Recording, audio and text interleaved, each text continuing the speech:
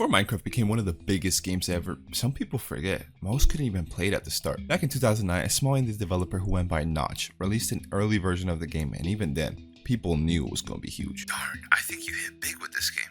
Get a nice side thing, some FAQs, some Google adverts, and you can make a little money. Which might have been the biggest understatement of the century, as within a couple of years, Minecraft exploded thanks to many YouTubers creating content of the game and putting Minecraft in front of millions of viewers, who of course got severe FOMO. One tiny little problem. Most people didn't even have a gaming PC to play it on, as a good majority of gamers played on console back then. This led to a strange time in which the demand for Minecraft on console was there, but it was not met, at least not officially. The first of many Minecraft clones released through the Xbox Live Indie Games channel was a game called FortressCraft. Released in April 2011, FortressCraft was a sandbox block building game that was heavily inspired by Minecraft, and I mean heavily inspired. From the blocky graphics to even the tool placement on the right hand of the screen. This game was knockoff Minecraft in several ways, but where it varied heavily was from its gameplay. What I mean by that is that this game was essentially just a building part of Minecraft. Think of creative mode for modern day Minecraft, but without the inventory system it has. Instead, if you want to change blocks, you have to maneuver through this tiny menu at the bottom left corner of the screen, and then maybe you have to select it, and then too much. Since this game was only in creative mode, there were no fixed goals or narratives, and despite it being called FortressCraft, there wasn't any crafting of any sort, and the amount of fun you had in this game depended on your own creativity. Don't even get me started on the number of fortresses this game has, or we might have a lawsuit on our hands. There was also multiplayer, so you were able to join your friends and work on creating structures and builds together. There were no skins or characters at all. Instead, you played as your Xbox Live avatar, which I think is pretty neat, since I always loved that Xbox Live aesthetic the Xbox 360 had. The game is also available on Steam for $10, but I would not recommend it, as it is really lackluster, and most would only find it amusing for about an hour or two. Although the game seems extremely bare bones, especially if you play it nowadays, it was actually one of the best-selling titles on Xbox Live Indie Games, selling hundreds of thousands of copies. Though that might have been because Minecraft had not released on console at the time. So although this game didn't have much to offer, people jumped on this as there wasn't much of a choice back then if you wanted that Minecraft experience on console. It was kind of like eating that fake cereal your parents bought because the real one was too expensive. Sure, you ate it, but did you love eating pranks? It was only after a few months had passed where players were met with another potential game to scratch that Minecraft itch. Total Miner, which right off the bat did a way better job at recreating the survival Minecraft experience and not just the block building part. There was an actual survival mode in this game in which you had to build your own home and craft the tools you needed to survive. There were animals that you had to kill for your food, while there was also mobs that spawned at night in the overworld, but also in the mines where all of the most valuable minerals were available. And just like in Minecraft, there was an upgrade system, an incentive for you to visit these mines. This game had the depth that FortressCraft lacked, but also included creative mode for those creative gamers in mind. This felt more like an actual game to play, not just a sandbox for you to fuck around in. And once again, this game sold extremely well at the time for the sole reason that it offered one of the only ways to get Minecraft experience on console. The game also got released on Steam down the line and is currently available for $3. So I bought it, and although it was the same price as a pack of gum nowadays, I would still recommend you pick the pack of gum over this game. Unless you grew up with this game, I can't see any way a person would prefer this over the real Minecraft experience. The game is not as bare bones as FortressCraft is, but it still lacks plenty of depth, so I couldn't keep playing past an hour without growing bored. Also, this is a minor nitpick, but the soundtrack was very medieval and very repetitive. It almost drove me insane. For what it accomplished at the time, I believe this game captured the Minecraft experience very well, but nowadays it leaves much to be desired. Believe it or not, there is still one more developer that tried to capitalize on the Minecraft wave before an actual port hit consoles.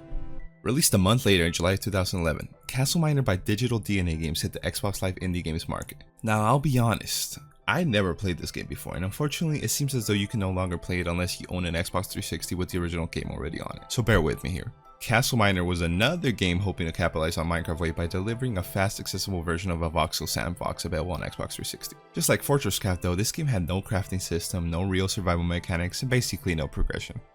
Instead of all of that, the game focused entirely on the player's creativity by providing a game that was basically Minecraft creative mode. As soon as the player loads into the world, they are thrown straight into their own sandbox to play in. Here you can build blocks, destroy blocks. That's it. It didn't break any new norms or anything, just fulfilled that sandbox block building experience. And once again, being a few of the only Minecraft experiences on Xbox, it sold pretty well, selling hundreds of thousands of copies. Other than that, it was very bare bones from the gameplay from what I could see with the videos available on YouTube. Nothing too special and nothing too crazy, and nothing that made Digital DNA Games stand out. That was until a few months later when Castle Miner Z, the sequel, released in November of 2011. The sequel expanded on the original in vast amounts. There was an actual gameplay loop now, not just a sandbox game. It went from a simple sandbox block building game to a survival-focused combat-oriented one. The game had everything that a player looking for a Minecraft experience could want. It had crafting, mobs, building, and of course, multiplayer. You were able to play with up to 8 different friends online, and like most of the Minecraft clones at the time, you played as your Xbox Live avatars, which of course, once again, I am a sucker for.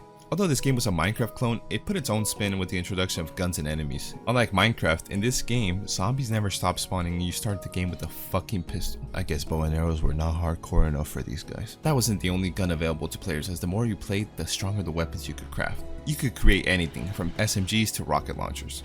Just don't ask them to create proper lighting, cause god damn this game gets dark. I really played this game growing up, but I had heard of it and I wanted to buy it on my Xbox, but unfortunately at the time my parents, like most parents at the time I'm assuming, they didn't trust putting their card on the Xbox store and I was never able to play it. Fortunately for me, this game is available on Steam to this day for $6 and I bought it just to give it a chance for the video. And I gotta say, it really is a product of its time and nothing more. Sure, it has a lot more content than the previous game, but this still feels very lackluster, not as polished as you expect from a game nowadays. Also, as I mentioned before, the zombies never really stopped spawning, which became kind of annoying.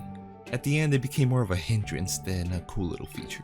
Other than that, the game became pretty dull after a while, and I just began wandering around thinking this was just your average Minecraft clone. Imagine my surprise when a fucking dragon started shooting fireballs at me and this intense ass music started playing. As I began shooting the dragon with my Glock and avoiding its fireballs, I thought to myself, yeah, I get it. I could see why this game was played so much back then. The game had it all, and it obviously sold extremely well, and it became the most successful game of all time on Xbox Live Indie Games channel, being the first ever game to hit 1 million paid downloads. That's how bad people wanted to play Minecraft on their consoles. And thanks to Castle Miners D, there was a similar enough experience on console. This game would also mark an end of an era for Minecraft clones on console, as a few months later in May of 2012, Minecraft would officially release on Xbox 360. And after that, there was only one clear choice for the authentic Minecraft experience. And all was right with the world for gamers now that everyone was able to play Minecraft even if they didn't have a PC. Well, that is if you had an Xbox 360, as it only released on that and not the PS3. So if you owned the PS3, you were kinda shit out of luck, as the game would not release for almost another 2 years in December of 2013. So what was the next best thing? You got games on your phone? Mobile gaming on your iPod or iPad. And surprisingly enough, Minecraft Pocket Edition released way before on August 16, 2011, almost a year before Console Edition. Now, although this was Minecraft as the title states, this version of Minecraft was very bare bones and it lacked many of the features that the PC version of Minecraft had at the time, such as redstone, villagers, enchanting, and even complex biomes and terrain generation. The world generation in this game was very limited, and players essentially played in a world that was a few chunks wide the whole time, as that is all they could handle at the time. Already being a diet version of Minecraft, Minecraft Pocket Edition became even lighter with Minecraft Pocket Edition Lite, which was a super slim version of Pocket Edition in hopes that you would buy the full game. Now, for a stupid 9-year-old like me, this was more than enough, and I somehow never purchased the full version of Pocket Edition, as once again, digital marketplaces were a no-no for my parents, so Lite is all I could get. There were also tons of Minecraft clones available on the App Store due to its easygoing restrictions, unlike Xbox Live Indie Games, so everyone was able to get their Minecraft clone out there. Although there were plenty, the one that stood out to me the most was SurvivalCraft, which actually released after Minecraft Pocket Edition had released, and yet it was still wildly successful. So why was that? Was it because it was free? No, but it was actually $2 cheaper than Minecraft. What made it so successful was how much more content SurvivalCraft had compared to Minecraft Pocket Edition. It had so much more that it made Minecraft look like the ripoff. The worlds were bigger, the biomes were better, it included actual hills and rivers, the weather was further developed, allowing snow and rain, and even the crafting had more content, allowing for the creation of more weapons. There was more mob variety, whereas Minecraft had pigs, sheep, cows, and chickens. SurvivalCraft had those plus panthers and bears, which were the hostile mobs you had to be careful of, or else you would die. Speaking of dying, hunger was something that was implemented in this game way before Minecraft implemented in their Pocket Edition. It was overall just a more fleshed out game at the time than Minecraft was. But as we all know, Minecraft Pocket Edition kept getting more and more updates and regular Minecraft popularity was rising extremely fast. Eventually, Minecraft Pocket Edition left SurvivalCraft in the dust as all Minecraft clones essentially fizzled out as Minecraft became more and more accessible and even more popular than ever. There was no reason to play any other survival crafting block game when the original authentic version became available almost everywhere. Can you believe they made a fucking 3DS version of the game? Although these games were all essentially just Minecraft clones, they actually hold a very special place in my heart and the hearts of many of us. We all played these games. To many people, it was this gateway to this amazing game that shaped many of our childhoods. Sure, they don't hold a candle to the original, especially nowadays, but they hold a certain charm to them, from a world left in the past. It might be forgotten nowadays, but they made an impact on the history of early Minecraft in my opinion. Let me know down below which of these games held the most impact on your childhood back then. Thanks for watching, and if you enjoyed this video, please make sure to leave a like and subscribe as it helps out the channel tremendously.